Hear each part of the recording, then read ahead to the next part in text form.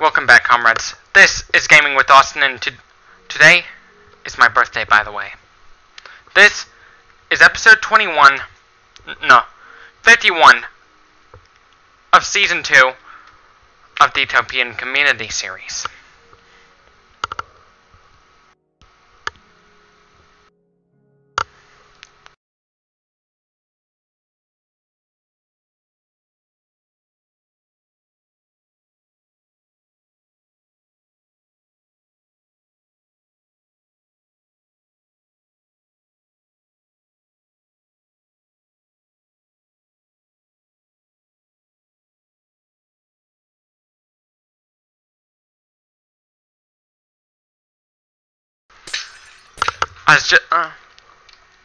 I get that I tend to have pretty intense political rivalries with my brother. My rivalries between me and my brother are over politics. Before I start working on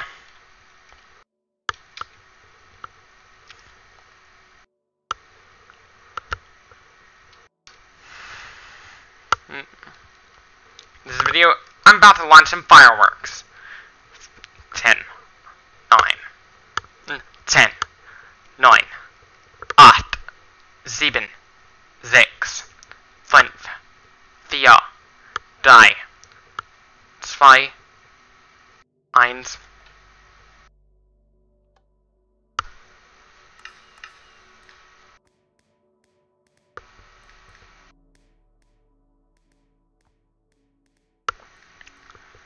Got it.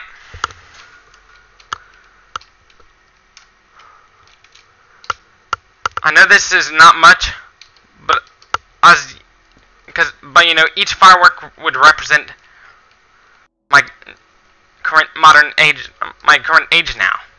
3, 4, 5, 6, 7, 8, 9, 10, 11, 12, 13, 14, 15, 16, 17. And let's talk about 18. In the meantime,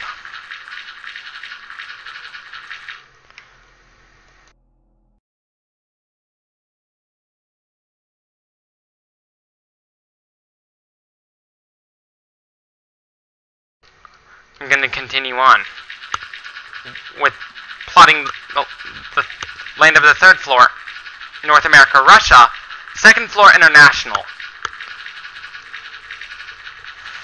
And in the meantime, let's begin the story of the fall of I've come up with the name of the story. The fall of democracy and the rise of an imperialistic empire. Here, get this. Fall of democracy. I gotta pause my game.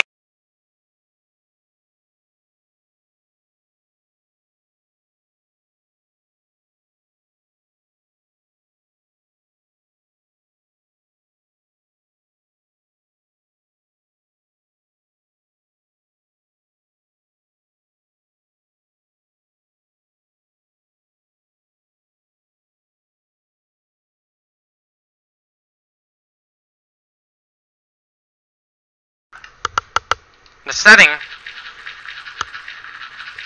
would be, and it would start in the year 2020.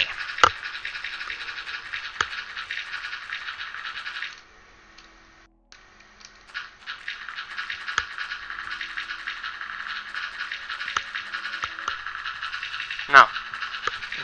It would start in the year 2024. When Trump's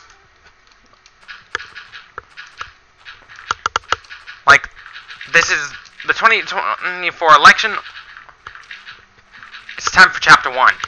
The prelude. The prelude to the story. This is based on the scenario that Trump won the 2020 election.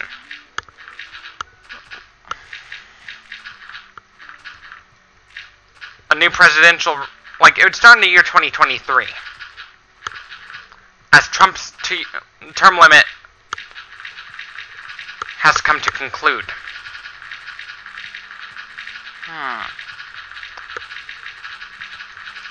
The constitutional...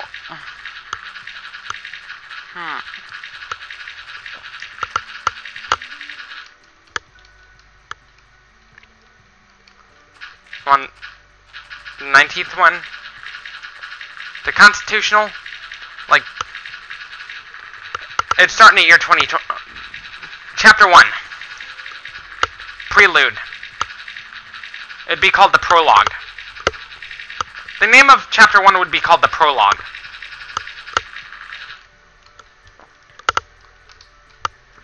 It spanned over the course... The beginning of Chapter 2...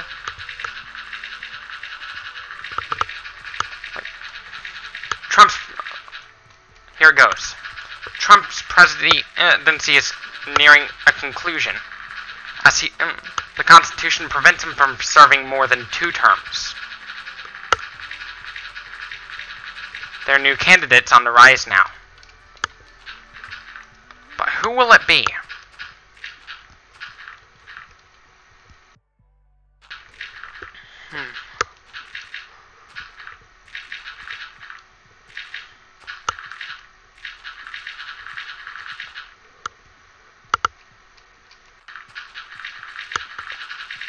The far-left candidate would sort of be based off of Karl Marx, while the far-right would be based off of... Like, it'd be... Far-left candidate... What does it... Like, what will it take for you to be president? Even if your policies are popular amongst everybody, regardless of social class, there's still another factor you have no control over. Luck. Because the odds of becoming president are about 1 in 10 million. 1 in 10 million. Out of 10 million people within the given population, only one of them will be able to become president. Even if your policies will make you a good president, there's another factor you have no control over. There are factors that affect your likelihood of being president that you have no control over. Like where you're born. If your parents were U.S. citizens at the time of your birth.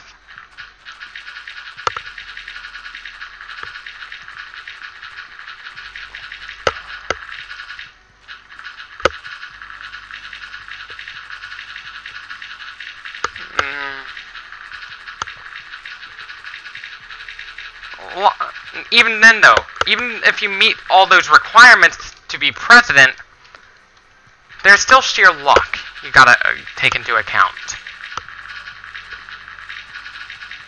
Because the odds of a general person becoming president, it's pretty remote. It's pretty remote.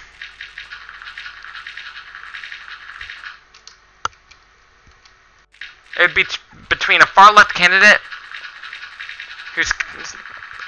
Yes, the backstory to the far-left candidate is he'd be based off of Karl Marx. And, like, physically, he'd kind of be based off of Karl Marx, but politically, he'd be based off the ideals of both Karl Marx and other leftists that are left libertarian. Like, the far-left candidate would be a left libertarian communist, which would sort of... Well, the far-right candidate would sort of be based off of Donald Trump, like, the wealthy 1% of the world, which includes some of those 1%, a lot of the population, the occupational composition of a lot of the 1% are related to government.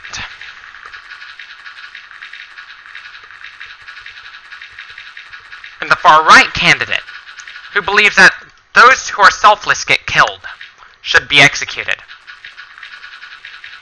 I know this might be a bit of foreshadowing going on.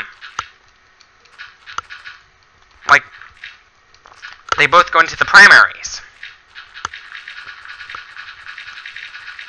That far-left candidate would be the deuteragonist of the story.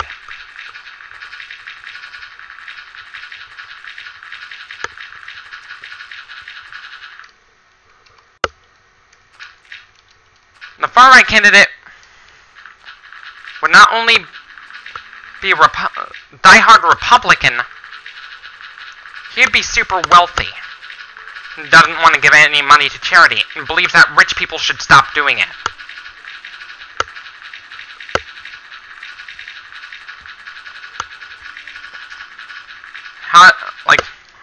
Let's talk about the presidential primaries.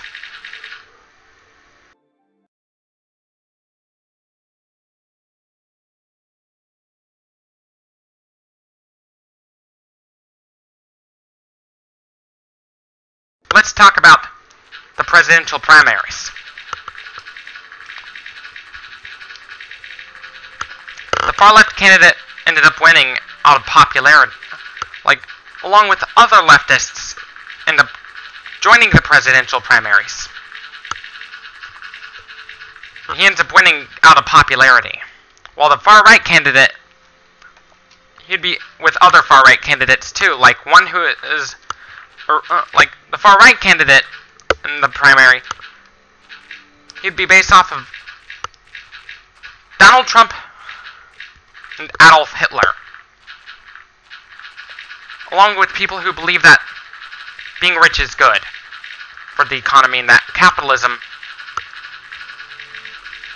and that greed is the only way forward into human evolution.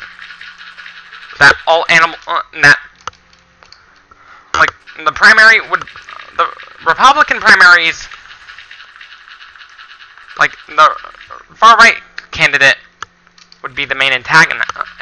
I mentioned that is based off of Donald Trump, Adolf Hitler, and other far right rulers.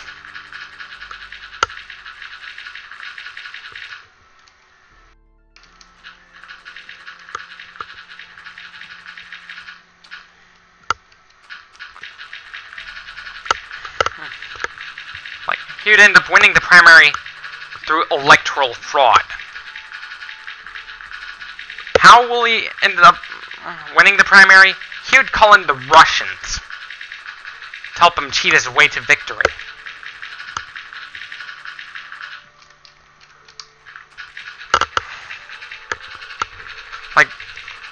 The political and will its economic sector be? He'd be pure capitalism. In the economic axis. In the societal axis, he'd be extremely reactionary. In the national axis, he'd be ultra-nationalist.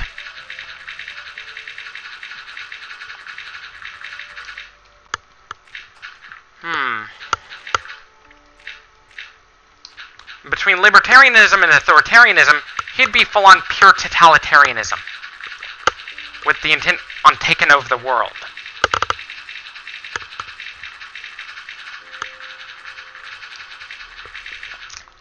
He would create an empire by kidnapping presidential candidates of a lot of democratic countries and drugging them into submission. And if he loses,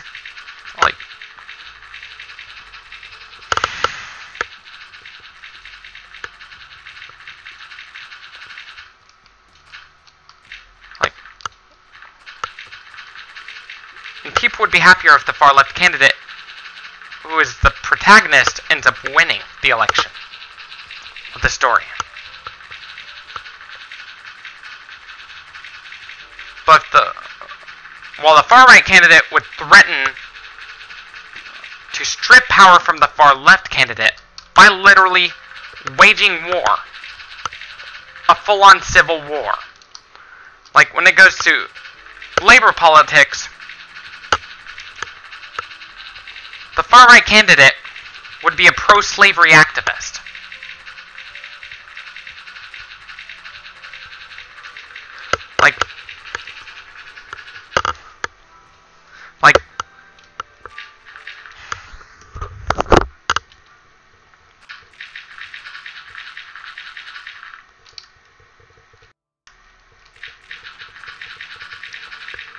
the diet of the far-left activist, he'd be a full-on vegan, while the far-right candidate,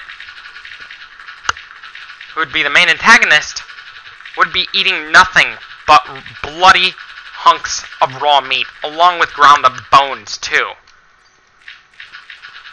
Which is kind of disgusting.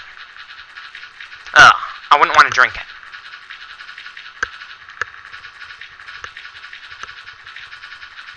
Who'd be the one endorsing the far-left candidate? Much of Europe will. Assuming this is based on the scenario that the European Union is still intact.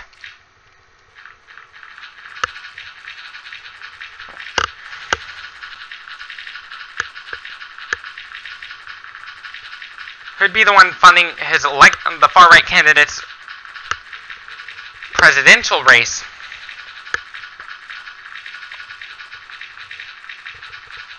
Not just white supremacists in America, but all, like in general, but also American fascists, neo-Nazis, and pro-slavery activists as well.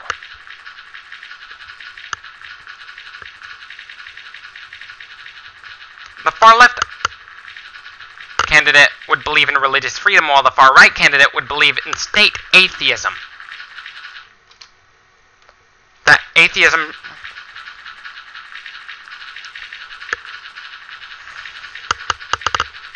Yes, the far-right candidate would be a climate change denier, who believes that the only way to solve all the world's problems with climate change is to bring the Earth scorchingly close to the sun, literally.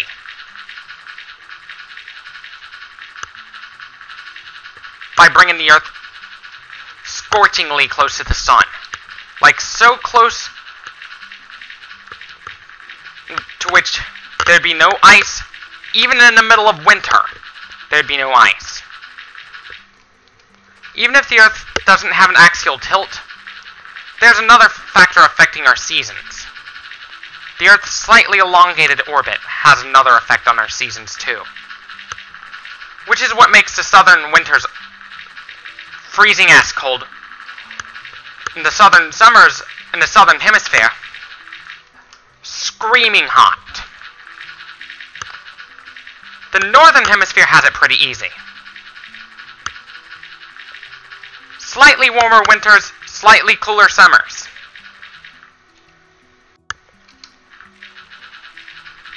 And who'd be the one funding the far-right candidates' elections? He'd break the system to ensure that he ends up getting the most funds for his campaign to ensure he wins.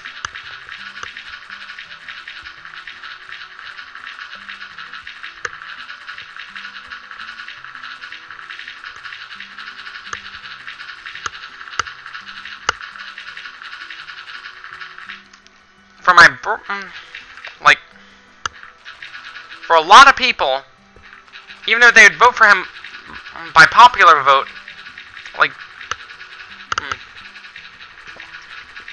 they would both win the primaries.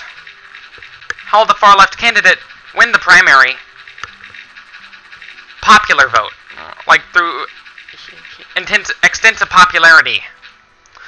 How will the far right candidate win? He'd cheat his way through the election to ensure that he can take control of the country with an iron fist.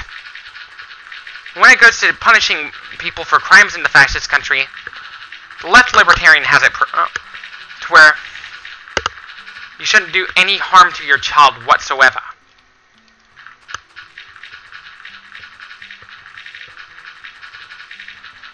What happened if we took all our phones away? It'd kind of become problematic.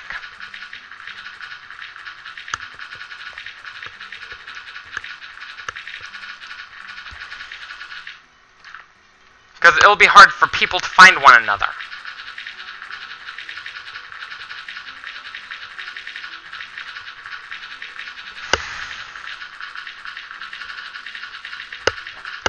It'd be painful. And we have relatives that live really far from us, too, as a collective.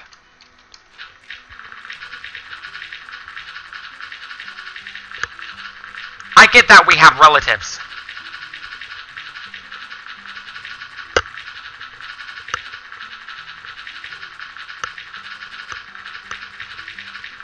Well, the far-right candidate, like his economic policies, he wants to make planned obsolescence required by law, while the far-left candidate wants to abolish it altogether and have it enforced to the full extent of the law.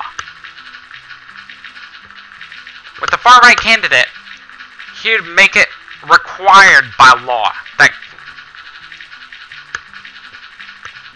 Then, like, basically, he wants to control every aspect of our life. When it goes to policies on surveillance in the schools,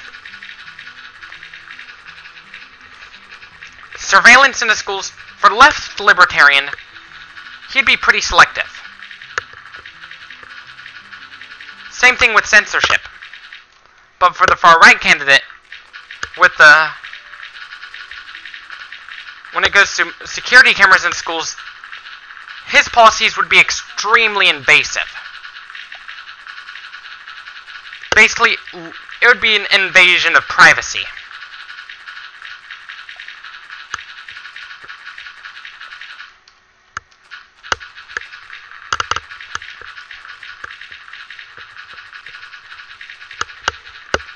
Like, behaviorally, he'd be like Donald Trump and Adolf Hitler, but physically, he'd be a combination of Donald Trump, Adolf Hitler, and that guy who decided to eat a bloody hunk of raw meat at a vegan festival. Ugh, I wouldn't want to do that. It's kind of disgusting that people eat raw meat. He wants everybody to eat raw meat. He wouldn't even care if they die from food poisoning or not. For me, I'd use genetic engineering for the greater good of everybody.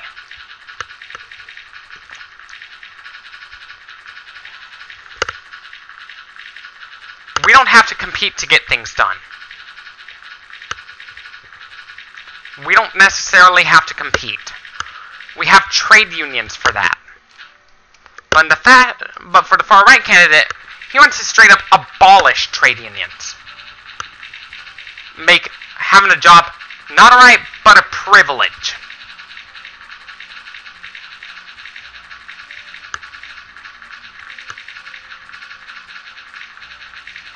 Like, if you want...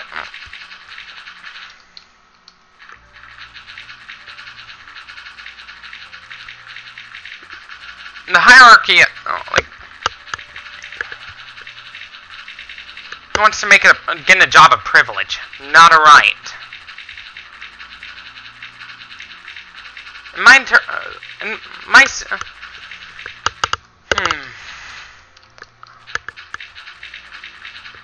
He'd use tactics that are banned by the United States Constitution to secure his victory.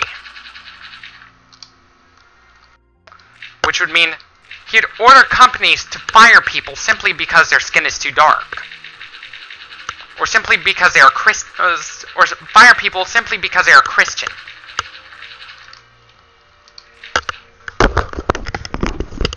Yes? Yes? Are you doing your video thing right now? Yes. I'm also telling my story. Grandma's on too. Yes. Hey, Grandma.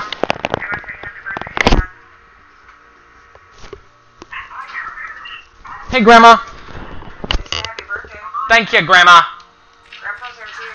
Thank you, Grandpa, too. He said thank you, Grandpa, too. Well, thank you, Grandpa, as well. My grandparents were telling me happy birthday. That's all. They said happy birthday. Thank ya. Back to the video. Like, the far-right candidate would use every means possible to secure his victory. Not just by starving low-income areas into submission. Like, he'd do it by price gouging the shit out of food as a way to starve people into submission. basically, before the election, the country would go into disarray even before the election. Not be part of the popular vote.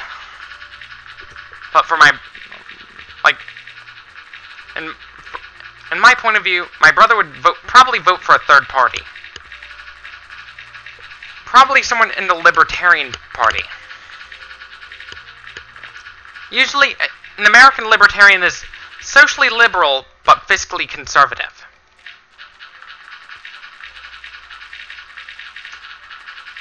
Socially and fiscally, I'm neither.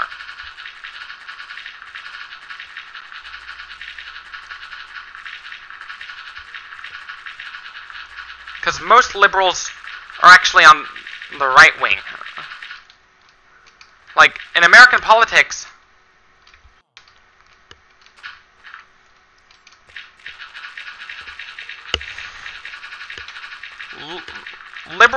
both liberals and conservatives tend to share a common political wing.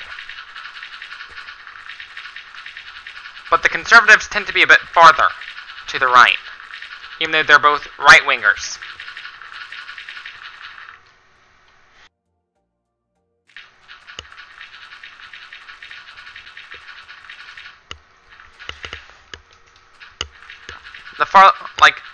My brother would, in my point of view, as I would be part of the popular vote, my brother would probably vote for the Libertarian Party. The far left candidate would be a Democrat, which I would vote for. Due to the far right candidate's racist antics, since most of us wouldn't vote for him, he would resort to electoral fraud to ensure he wins the election. If he loses, he would try to strip power from the far left candidate by literally waging a civil war. Similar to what happened when the conservatives won the election in 1860. And the South got really pissed by it.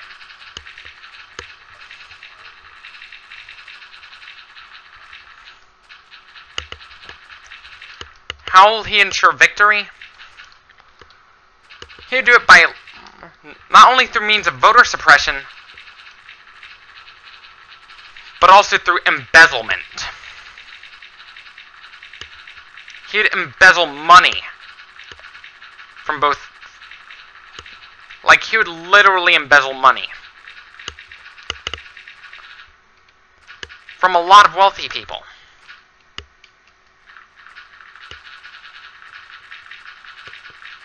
The economic theory of fascism and the economics of fascism, every man fends for himself. It's basically the economics of fascism is basically similar to King of the Hill.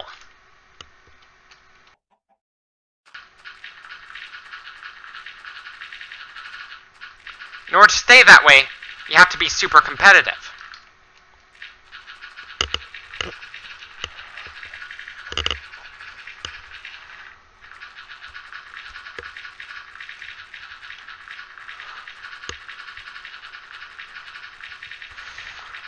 America will,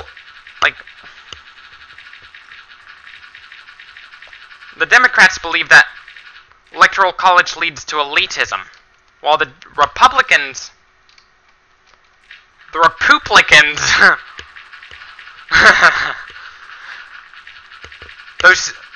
those have diehard support for fuckface Von Clownstick.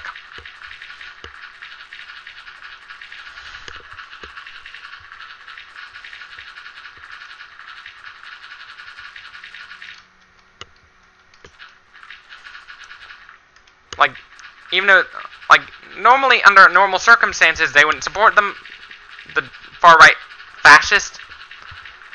But, the far-right candidate would find a way around it by starving them into submission.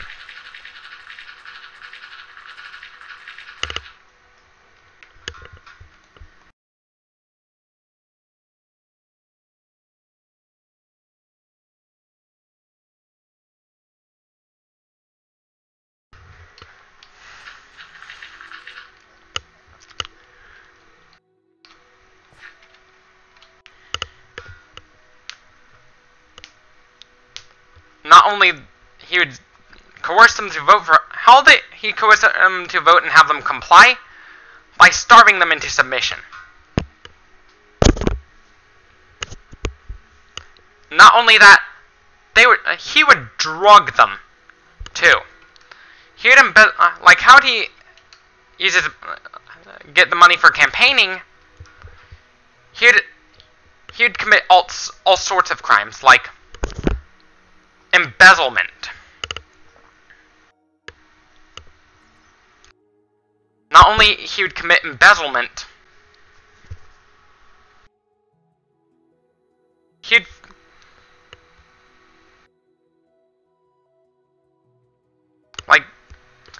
also extort drug dealers around the world to ensure his victory.